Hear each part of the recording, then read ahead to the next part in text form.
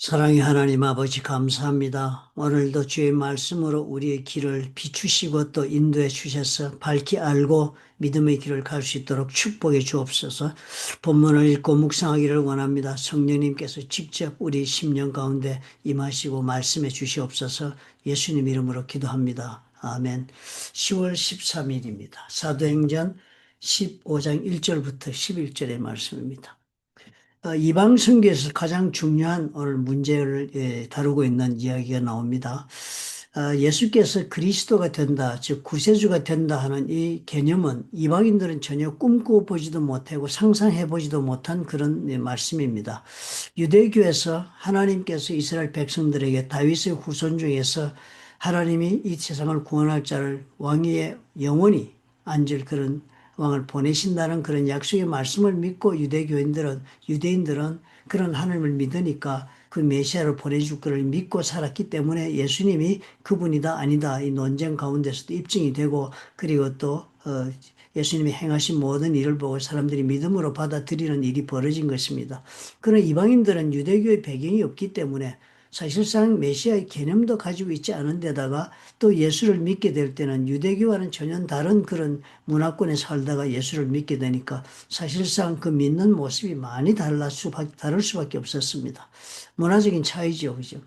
그리고 예를 들면 이제 유대교에서는 모세가 하나님으로부터 율법을 받아 유대인들에게 준 그 율법, 그리고 또 그 모세가 가르쳐 줘서 생긴 전통, 이런 것들이 있어가지고 하나님을 믿는 백성이 살아야 할 삶의 모습이 다 적혀 있습니다. 그러니까 어떤 모습으로 어떻게 살고 그래서 메시아를 어떻게 맞으며 살아야 한다는 것이 다 가르쳐 받았기 때문에 그들이 주어진 그 율법을 따라서 살아오다가 그다음 구세주 그리스도를 만나게 되는 것입니다. 그러니까 이 사람들은 유대 율법 속에서 요구하는 율법의 그 조건을 충족시키며 사는 것이 몸에 익어 있었습니다. 습관적으로, 문화적으로 삶의 한 부분이었습니다. 그래서 예수 믿을 때 당연히 자기들이 지키는 그런 율법을 다 지키면서 예수를 믿게 되는 그런 과정을 겪게 되었습니다. 그런데 문제는 뭐였습니까? 이방인들은 그런 문화적이나 종교적인 배경이 전혀 없이 예수를 믿는 그런 자리에 들어오게 됩니다. 그렇게 들어오니까 거기서 당장 문제가 되는 것이 이 이방인들이 유대인들처럼 모세의 그 율법을 다 지켜야 하느냐 말아야 하느냐가 대단한 이슈가 될 수밖에 없었습니다. 그러니까 당연히 유대 교인들로서 예수를 믿은 사람들, 예루살렘 교회에 속한 사람들이나 이런 많은 사람들이 그 율법에 준하여 이방인들도 이제는 예수를 믿고 구원을 받으려면 율법을 다 우리처럼 지켜야만 한다는 그런 사람들이 많이 생겼습니다. 대개의 경우 아마 유대교 출신들은 그것이 자연스럽고 당연하다고 믿었겠죠. 그런데 이제 이방인들은 어때요? 그 율법이라는 것이 그렇게 쉬운 것이 아닙니다. 문화적으로 전혀 다르기 때문에 할 일을 행해야 한다. 또 돼지고기를 먹지 마라. 이런 여러 가지 정결례 이런 것들이 앞에 그 놓여 있는 것들을 실천하려면은 자신들의 문화를 완전히 떠나서 다른 문화권으로 들어와 살아야 되는 그런 변화가 있어야 되는 것이니까 예수를 믿기가 대단히 어려워지는 장애물이 되는 것입니다. 그런데 하나님께서는 일찍이 누구를 불렀습니까? 베드로를 불러서 고넬료에게 보내실 때 환상을 보여주지 않았습니까? 보자기에 여러 그런 잡다한 유대인들이 먹지 않는 짐승들이 다 들어있고 동물들이 들어있는 걸 보여주시며 그것을 베드로에게 환상 중에 먹으라 그랬습니다. 그래서 베드로가 그날은 이렇게 부정한 것을 먹지 않는다고 그랬더니 하나님이 거룩하다는 것을 네가 부정하다 하지 말라 하면서 고넬료 집에 가게 만드는 그런 환상을 보여주지 않았습니까? 그래서 베드로가 그런 경험이 있었거든요. 그러니까 사도 바울과 바나바가 안디옥에서 그 사람들이 같이 복음을 전하고 예수를 믿었는데 유대주의자들이 나타나가지고는 이 할례받고 다 해야 된다니까. 사도 바울이 볼 때도 성경의 해석을 볼 때도 이방인에게 이렇게 요구하는 것은 무리가 많지만 명백하게 권위적인 어떤 결론을 내릴 수가 없었습니다. 그래서 사도 바울과 바나바가 자기 몇 명의 다른 제자들과 함께 더불어 예루살렘 교회를 찾아와서 회의를 엽니다. 공회에 참석을 합니다. 거기 사도들과 함께 모든 사람들이 이제 이 율법의 문제를 이방인들에게는 어떻게 해야 하는가를 논의하는 자리가 마련된 것입니다. 그 예루살렘 공회의 자리에서 베드로가 일어서서 정리를 해줍니다.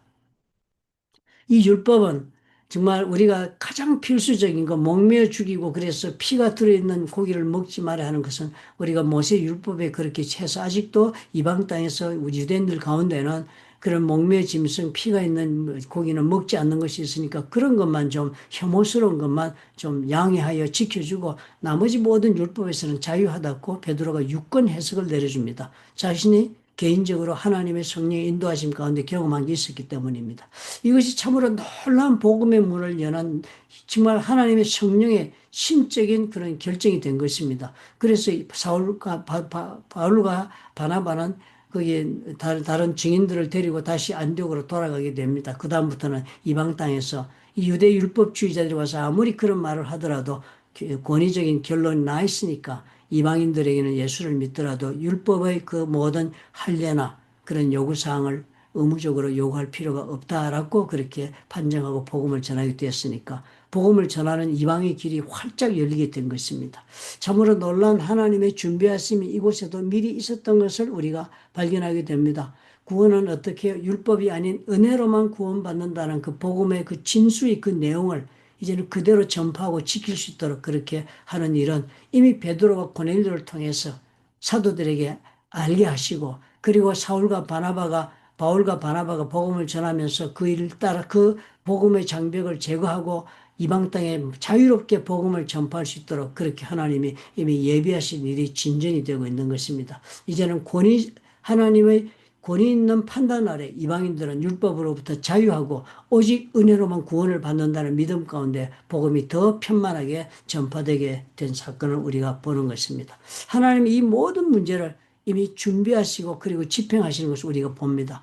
복음이 전파되는 것은 하나님의 놀라운 계획이었고 그 복음 전파에 하나님의 사람들이 쓰임받게 하시는 것도 하나님의 계획이었습니다. 그러므로 그 사람들이 예루살렘에서 안디옥으로 이방 땅으로 흩어지고 그곳에서 바울과 바나바처럼 그렇게 복음을 전하는 모든 그런 쓰임받는 사람들이 되었고, 그래서 그 복음이 오늘 우리들에게까지 전파되었다는 것을 생각할 때, 우리 하나님께 우리 참 그 놀라우신 계획에 우리가 정말 감탄하지 않을 수 없고, 우리가 경외심을 품지 않을 수가 없습니다.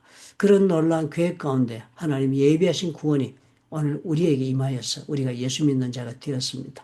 그러므로 하나님은 그 복음이 이제는 그런 제한 없이 다른 모든 하나님이 구원하기로 택정한 모든 영혼들에게 전파되기를 원하시고 그 복음이 다 전파되는 날 예수 그리스도께서 다시 오시겠다고 약속하신 그 은혜의 말씀의 때를 우리가 삽니다.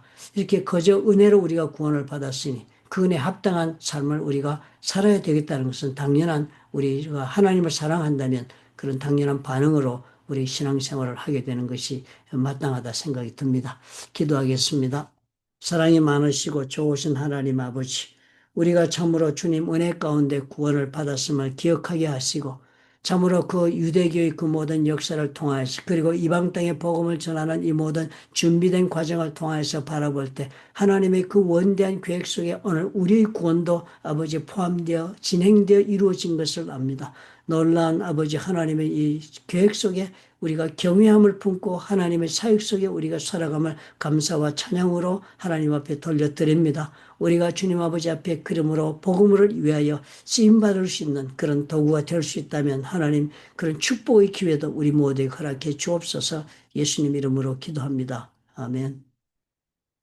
은혜로만 구원받았다는 것은 대단히 중요합니다. 너무나도 그 사랑의 대가는 크기 때문에 어느 누구도 인간으로서는 갚을 수 없는 그런 대가를 지불할 수 없는 그런 놀라운 큰 것이기 때문에 하나님께서 거저 주신 것입니다. 가장 귀하고 좋은 것은 거저 주실 수밖에 없지요. 우리가 값을 어떻게 갚을 수 있겠습니까? 우리가 그런 사랑을 입었다는 것을 깊이 묵상합시다. 하나님과 나와의 관계가 그러므로 어떤 관계 속에서 지금 진행되고 있는가 자기 자신을 돌아보는 좋은 하루가 되어야 하겠습니다.